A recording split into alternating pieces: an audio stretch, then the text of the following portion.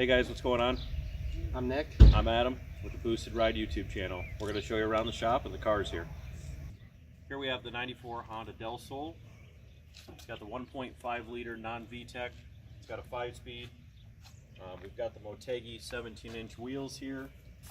And we've got them wrapped in the Neo tires. They're Nittos. It does have some clear coat peeling, some damage on the hood. We just picked this car up recently here as a new project car on the channel. Cracked windshield. Target top does work. Rear window. We're missing some interior pieces. We'll get the interior center console located here. Everything else is complete. As I said, the rear window does work. Missing all the clear coat on the trunk as well. Has a rear body kit. I'm not sure what style it is. The rear bumper's on there. We may look at getting a body kit for the rest of it, but that'll be sometime in the future. We'll give you a little quick under the hood look.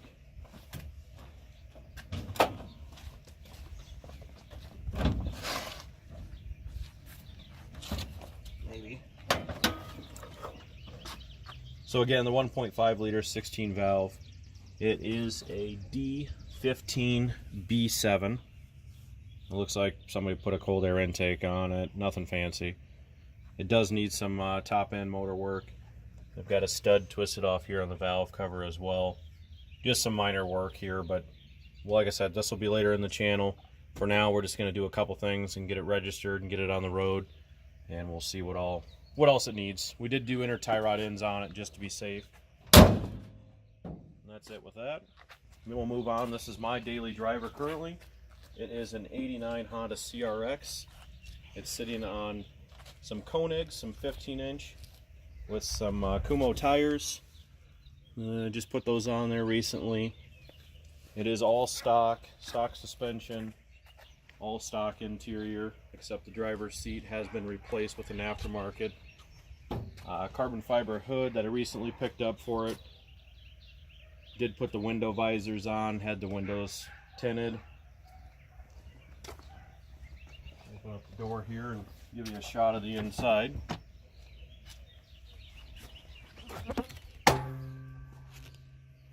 So again, this is the new seat. It's just an eBay special. I believe a pair of them was 200 bucks. It does have an aftermarket short throw shifter in there. Working on currently changing out the dash lights to some new LED ones, as quite a few of them are burned out. Other than that, it's really pretty clean inside. I'll pop the hatch here.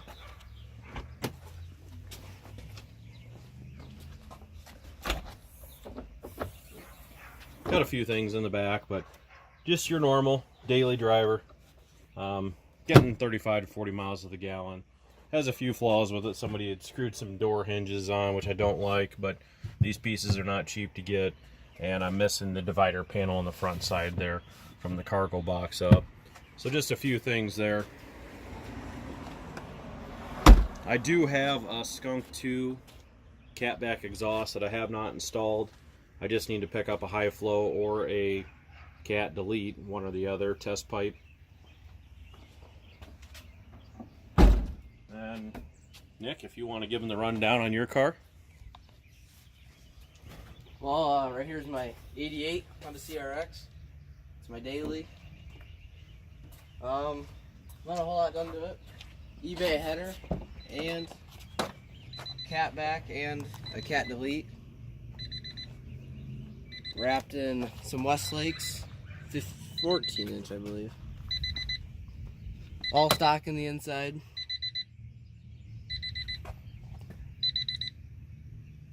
Pretty clean, not as clean as others, but gets the job done. This was a car I had originally purchased that Nick bought off of me, since I have a couple other ones. It was painted the yellow color before we got it, and the hood was painted black as well, sitting on some hood pins. It is a 15B2.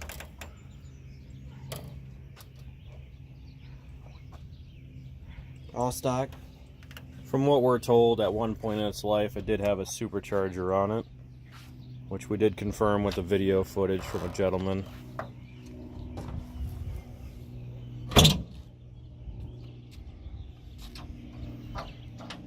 Oh, Nick, what are your plans with the car? What do you want to do on the channel here going forward? Do you have any big plans? This winter, the motor is getting pulled. It's getting gone through, rings, bearings, all new gaskets, and stage 2 clutch.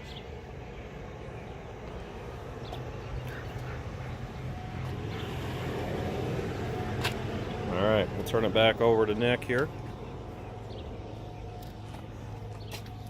And last outside here, we got the 2005. It's a Ford Mustang. It is just a V6 version. It's sitting on American Muscle wheels, and somebody had painted the calipers. Tires are shot.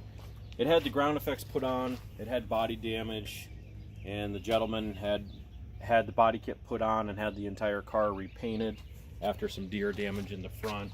Added the ground effects, added the louvers on the side. I'm not sure about the spoiler. It was probably there. It's got Borla exhaust on it. And the body kit does need a little TLC, which we'll work on that going forward. It's got other issues with it as well. It is a 5-speed T5 transmission. It does have a Hurst competition short throw shifter in it. And it's all factory inside. Everything's back together. We did put a new fuel pump in to get it running when we got it. The motor actually had a blown head gasket. And if you look here by the gauge, seems to be a different gauge in that hole there. That would be a boost gauge. And yes, it does have boost. It's had a Ford SVT supercharger from a V8. It's been modified. Fiberglass hood on it as well, but it has a Ford SVT supercharger. Had a custom manifold made for the intake to fit onto the V6 block. It's just a 4.0 liter. We did go ahead and put a new sensor for the throttle body and the TPS and a new servo motor. It's having some issues right now. Also, it has a timing chain guide that's bad. We put a used one in it, and my intentions were to do something else and not even put the spare motor that came with the car in it, but maybe we'll give you a look at what the plans might be for the future of this car. And I'll actually go ahead and start it up and let you listen to the good old V6 sound.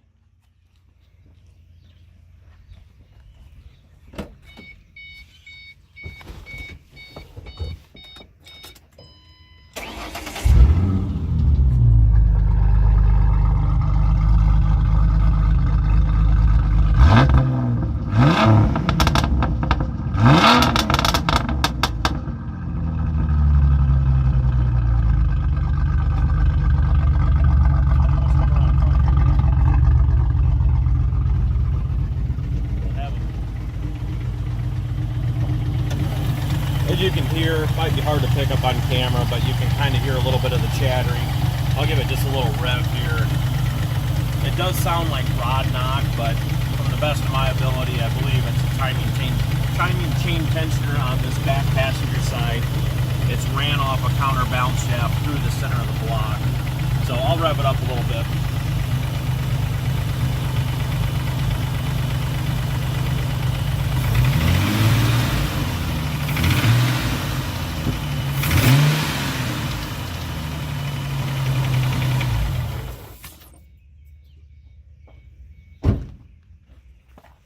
Alright, and there you have it. If we do decide to keep this motor in here and fix a few things, we'll definitely redo the, I guess we'll call it homemade ductwork that somebody had done previously when they put the supercharger on. Tidy up a few other things, go with some aluminum piping, come off here and make a nice aluminum cold air intake on there. Just buy the adapter for the mass airflow and TIG weld that on. We'll test the abilities of the TIG welding. And that's pretty much a look at the vehicles outside. We do have my Duramax here. It's a 2012. It's got a bunch of parts sitting in the back from the Honda Del Sol that we picked up here. We just haven't unloaded. We've got extra hood, doors. It did come with the factory wheels, tires, front bumper, some miscellaneous pieces. But the truck here itself is a 12 Duramax with a 6.6, sitting on a 7.5-inch rough country lift, 20-inch XD wheels on Mickey Thompson tires. It does have a full MBRP exhaust on it, no muffler, no nothing. That's really about it. It does have fast lift pump. It's got EFI Live. It's got a cold air intake and all the miscellaneous stuff on it. The only thing it really needs is an EGR delete installed, and it'll be set. Alright, we'll go ahead and give you a quick startup and rev of the Honda Del Sol.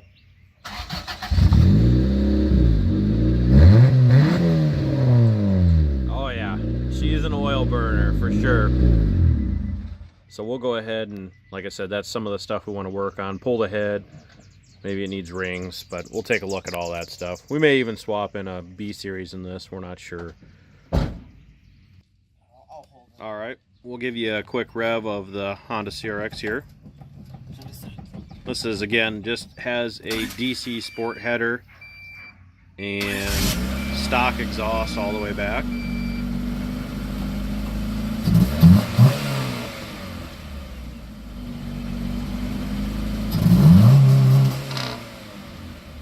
Oh yeah, listen to that baby. Alright, now we'll give you a rev of Nick's CRX here. Hopefully this sounds...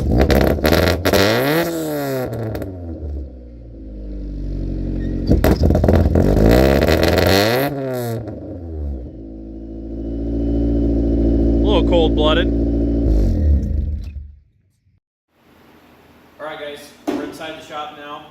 This is the current project we're working on. It's a 1967 Ford short box, and we have a massive 482 big block Chevy. Yes, it's a Chevy going in a Ford. We got a good deal on the long block from another guy, and we got to convert a few things over here on the front timing cover. We got to get a new cover because this was for a mechanical fuel pump, which we're not going to be running. And timing chain cover, timing chain itself. We do have our blower drive adapter on so we can run our massive belt on here for the roots blower. This blower here is a 1471 Littlefield. It's going to have an adapter plate up here to house 2 Holley 1050 Dominator carbs. We're just test fitting at this point a set of headers. These are off a 55 to 57 Chevy car. We need to finish bolting down the transmission, which I'll show you in a bit. And once we do that, we're going to heat the tubes up, and we're going to try and bend this bottom section of the header up closer to the cab. That'll allow clearance for the tire here. That's why we've got it turned one direction. It does have disc brakes on the front. It's been converted over to the A-arm suspension from the twin I-beam from factory back in the 60s and early 70s. It's sitting on Chevy mounts that were put into the cab or into the frame there to hold the big 482 in there. Rack and pinion steering here for the steering. So we do have to get some steering pump mounted up on the block here and down to the fittings here, so that'll all be good. We are getting some parts this next week here. We're going to get a factory style oil pan that's not as deep on the sump, because when this truck is down, the crossmember is extremely low to the ground and the oil pan is hanging a few inches below that, which could cause some issues. We are working to change the front springs. The passenger side we do have out. These are 350-pound springs. We're going to convert them over to 425 for big block Chevy applications. And these have actually been cut, so they're even lower yet. Because there's a lot of weight up here with the root style blower on that motor, and it is a cast block and everything. It's got a Callie's crank. It's a dart block, dart heads, and that's really about all there is to it. I mean, it's built for boost, so it'll be good to go. The rest of the cab is pretty well rust-free on the top half. The bottom half definitely needs some work, but at this point, we're just going to get it together and let it run, burn some tires off, and go from there. We did mount the doors up on it. We do have to put gaskets and stuff in the doors. Right now they're just on there so we can mount our door handles on, get our gaskets and latches and stuff on there. Just trying to be proactive while we're waiting on parts. The rear end has been converted over. It has 4-link rear suspension on a 9-inch, and we're waiting on more parts. We're going to run a 40 spline carrier, spool, 40 spline axles, and all that stuff will be coming here in the next week. We'll go ahead and lift it up, and then we'll come back with you.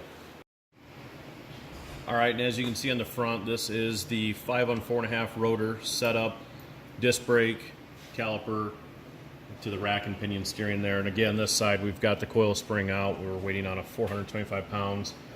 The oil pan, as mentioned, as you can see here, it's been extended from a stock sump to allow for additional oil, but with it being clearance issue here, we just don't want to risk that, so we got a new pan coming. And this is a 2-speed power glide from BTE Transmissions. It is built to withstand 2,500 plus horsepower. We do have a 9-inch torque converter that was built to spec for this motor tranny combo. We do have a billet yoke for the rear here. We're still working on a transmission cross member. There's one that came with the truck that does bolt into the holes here. We just need to get a solid mount for the transmission, or we'll make this mount work. It actually is pre-drilled already. We knocked it out. There was a cross tube in here. It is all ready to go, but I'd prefer to run the other cross member in here if we can make it work. And looking at the cab here, as you can see, this is what I was mentioning. I mean, it's pretty well gone on the bracing. This can all be bought and replaced, but we just don't have the time for that. We want to get it out on the road. The floor pans are pretty well gone. This has been some replacement material on a lot of this already. So, and back at the back of the truck here, you can see the 9-inch rear end, and it currently has 31 spline axles in it. But again, we're going to upgrade, just because if it were to bust any axles, that would be the best luck. Otherwise, it could send the shock through and take out the transmission. And you can see here we've got the 4-link suspension as mentioned. So you got your upper arms, your lower arms here that are fully adjustable. We do have it sitting currently on some 33-inch Hoosier drag slicks. We picked these up at a swap meet locally, so it's just something that we don't have a lot of money in, and we'll just have some fun burning them off. We don't have any plans at this time to go to the track, but maybe someday in the future we will. And back here we've got the coil over shocks. They're adjustable. We'll have to fiddle around with some of this stuff. Right now the ride height is set to be dropped all the way in the rear, just because it had such a rake in the front end drop that we wanted to kind of level it out, but the coil springs in the front will help that out. So that's pretty much it with this truck. We do have to do some wiring and stuff and get the taillights and wiring issue figured out. That's the factory stuff. We may just buy an aftermarket harness and get the taillights and turn signals wired up so we're street legal. And again, the parts will be here in the next week. We plan to hopefully be at the dyno. Family owns a engine dyno, so we plan on being there hopefully in the next week or two if everything comes in and is everything that we need to get going. So we'll see what that has for power. Here we have a 1989, again another Honda CRX in the blue. This one was a D15 with an automatic transmission behind it. Our plans or intentions are with this one is to convert it over to a manual transmission. We've got the pedals. We already have a motor and transmission here, which was HMO, Honda Motors Online engine. It's a D15 as well. It is the VTEC. We've got the manual transmission bolted to it. It just has a cheap XTD clutch in it from eBay. Just something, the way the motor sits to get it running. We'll have to get an exhaust figured out, finish up the motor mounts, stuff like that, and get this thing dropped into the car. Intentions are, right now, we'll get it in there, turn it into a driver at this point, and continue on with the build. Maybe even boost it, build the motor, not sure, but we'll go somewhere with this project. It is a very clean shell for an 89. It has all complete interior in it. It is actually the best CRX that I own. I do have a few things that I'd like to do to it. I have some lowering springs for the suspension, and probably get some different wheels and tires. These ones are pretty well dry rotted, and I'm not sure if I like the style of them. But again, the interior, I mean, it is in pristine condition here. It's got seat covers on everything. All the rear trunk cargo's in there. All the dash and everything. So we'll get this out someday, get it cleaned up and detailed, and get going and putting the motor in here. I already have the computer for the VTEC motor, and with the manual transmission set up, it's already a chipped P28 ECU, so it's already got a tune in it. I just need to convert it over to OBD1 on the distributor, and we'll be good to go there. We'll get on this soon. We just want to get, like I said, the truck right now is top priority, and then we also have customer stuff. This is a 35 Ford dump truck, and it's sitting on a Mustang 2 style front suspension, and right now it's welded just the cab frame, and then it's cut off. We got to finish raising the frame in the back, extend it out so we can set the box on it.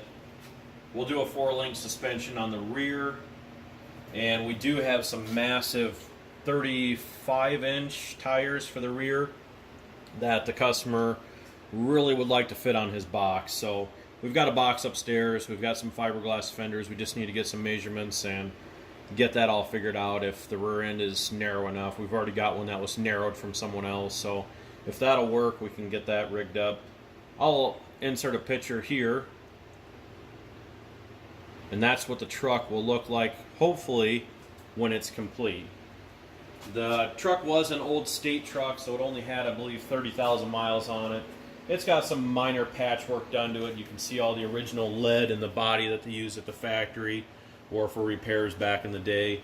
Somebody sandblasted the top, so it's got some wrinkles in it, which can all be fixed. But at this point, we're going to get the truck going and running before he can handle any body work on his own. And we'll get that set up. I think we're going to go with possibly a 406 or something, whatever the customer wants, but it is set up for LS because we were going to run a twin turbo LS motor in it. We just ran into constrictions with the setup, and that motor actually was pulled out of this project. And Nick, if you want to go through, we'll give them a quick shot of it along with other things that are in the way here.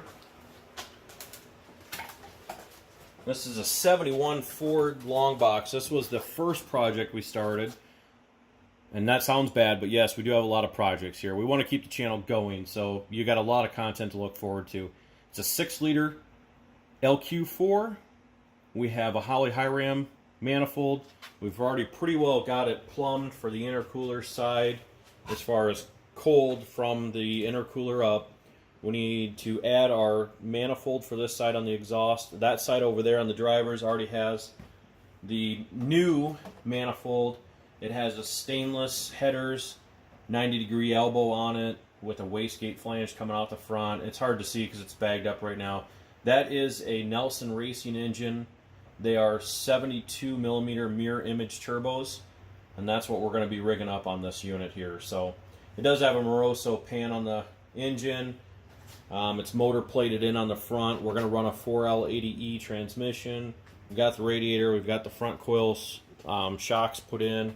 It's got the independent front suspension. All that stuff's in there. Done, ready to go. It just needs a little bit of finish welding on it. This one is also 4-link suspension in the rear as well. It's sitting on some Mickey Thompson 295s currently. It's a complete Texas truck. The only thing that we were missing, because the guy had already previously sold it before us, was the front clip, so we did find a lot of those parts.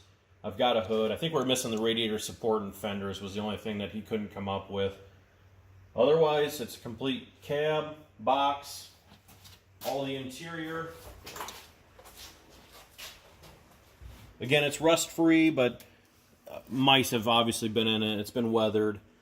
So the seat needs redone, stuff like that. That's all minor stuff in the scheme of it. When you can hear an old truck door shut like this one, that's how you know you've got a solid truck. All the underside of the truck is all good to go. So look forward to this. This is going to be a monster. We're not even sure what kind of horsepower we're going to make with it, but it's going to be wild. And then here's the rest of our stuff.